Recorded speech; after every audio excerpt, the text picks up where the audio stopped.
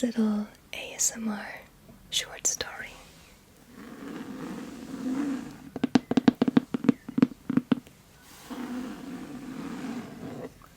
Today I'm going to read you a little story called The House at the Edge of the Woods.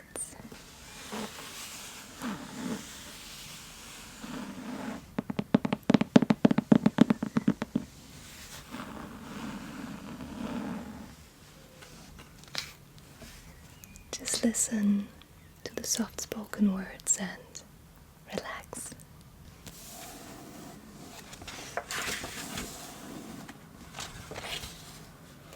I unlocked the door just as the sun dipped behind the tall pines.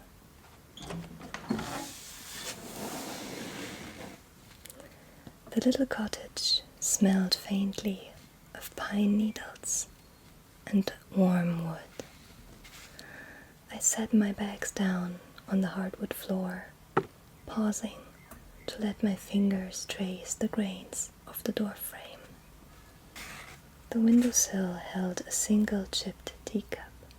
It was empty now, but I could almost hear the gentle clink it once made when someone set it down.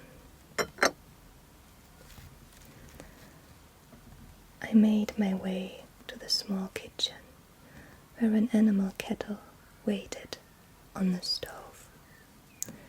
I filled it with water, the tap bubbling quietly.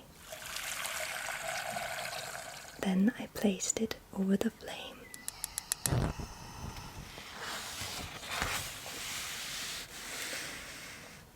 While it warmed, I wandered into the adjoining room.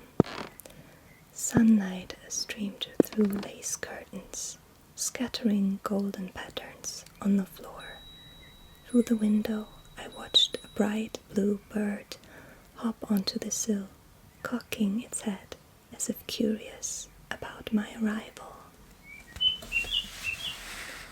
"Hello there," I murmured, careful not to startle it. The kettle reached a gentle whistle. I lifted it, bringing it to the table where a faded journal lay tucked in a drawer. Its leather cover was soft and worn. I opened it, producing a soft rustle of pages.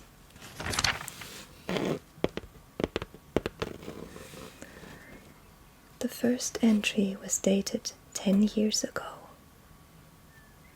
June 14th. The forest is waking. This morning I pressed my palm against the windowsill and felt a single drop of dew, cold and bright. I drank my tea slowly, listening to the world around me. I wonder, will I ever tire of this quiet? I closed the journal gently, tracing the faded ink with the fingertip. The kettle's warmth pressed through the cup's handle, so I poured my pale green tea. The liquid slid softly against the cup's edge.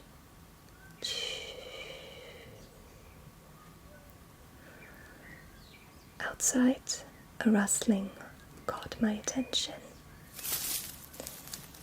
Beneath the hedge, a tiny hedgehog shivered its spines before disappearing into the ferns.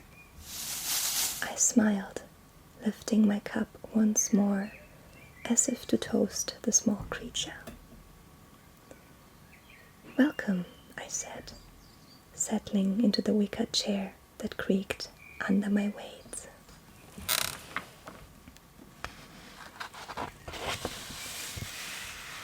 Slowly, I flipped back to the journal, reading aloud a few lines. July 2nd. A cat showed up today.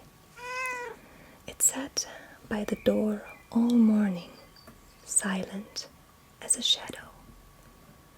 I offered it some milk in a saucer. It drank without a sound. then vanished into the trees again. I think it knows things I don't. I paused to tap my fingers, one at a time, on the wooden tabletop. Tap, tap. And then I breathed slowly, deeply.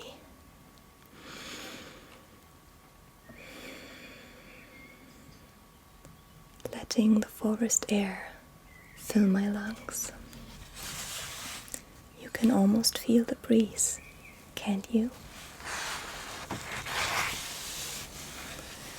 Beyond the journal's pages, I watched a squirrel dart along the fence, its tail flickering like a small flame.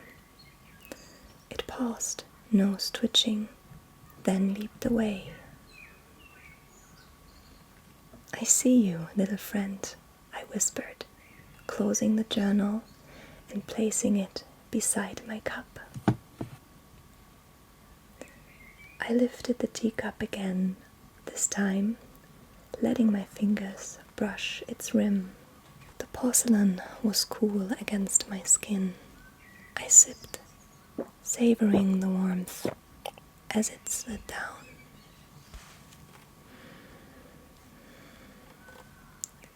For a moment, there was only me, the cottage, and the forest unfolding beyond. Then softly, I spoke. There is something comforting in knowing that stories live on these pages, that each quiet moment is shared, even if the writer is gone. I reached for the journal once more, thumping through the final entry.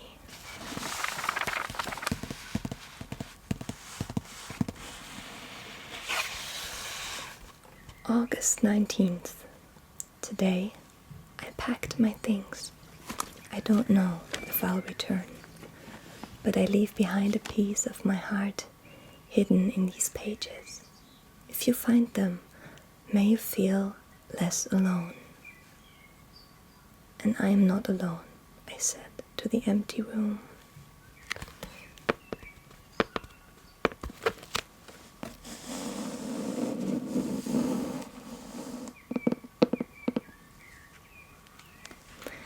That evening, after the sun slipped behind the trees, I stepped out onto the small wooden porch. I carried a tiny oil lamp with me, the flame barely taller than a candle's breadth. The forest at night sounded different, still soft, still gentle, but deeper somehow. Crickets sang in rhythm, and something, maybe an owl, called from far away. I wrapped myself in a light shawl and sat down with a small notebook in my lap. It wasn't much, just a few blank pages tied together with a string, but it felt right, like it belonged here.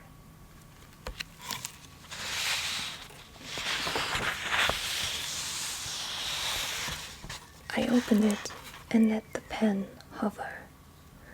The words came slowly, like mist. Evening. There's a hush over everything now. The kind that makes you notice your own heartbeat. Or the way the breeze lifts the corners of your thoughts. A sound in the underbrush made me pause. Then, quiet again. I waited. Breath held. Then, through the moonlight, I saw a small figure. A fox. Not frightened, just aware. Its eyes met mine for a second, cold and knowing. Then it padded across the path and disappeared.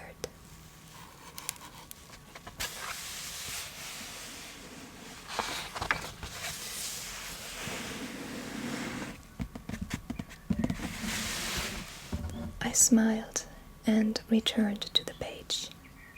I think I'm not alone here. Not really. This place holds old company, the kind that doesn't need words. I closed the notebook and let it rest in my lap. The night air had cooled and the oil lamp flickered, as if agreeing that it was time to go in. As I stood, the flame danced once more, casting long shadows across the porch. I turned toward the door, the fox's quiet presence still warming the space around me. "Good night," I murmured, to no one in particular, and maybe to everything.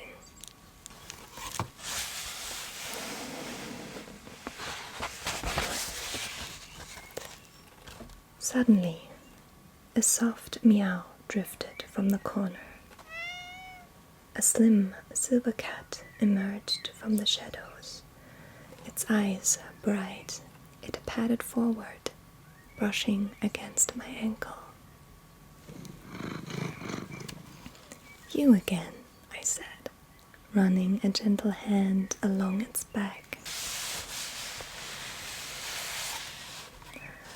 The cat leapt onto the table, nudging the journal open.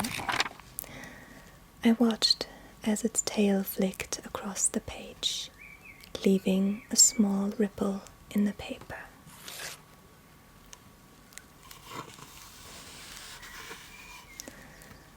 I closed my eyes and breathed again.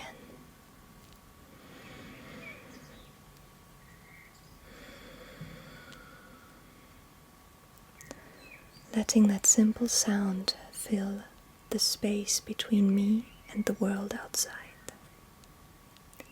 Maybe some endings are really just beginnings in disguise.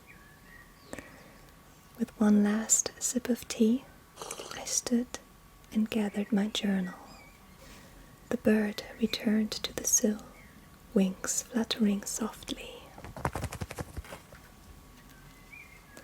The hedgehog rustled under the hedge, unseen but present, and the cat, my silent companion, followed me to the door. When the next visitor comes, I imagined, they'll hear these sounds and maybe they'll feel at home too. I locked the door behind me, the key whispering in the lock one final time.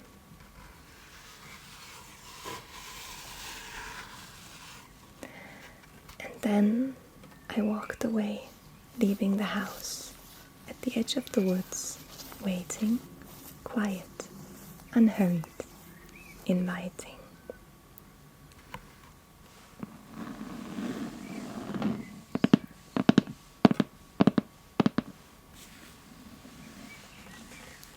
Thank you for listening.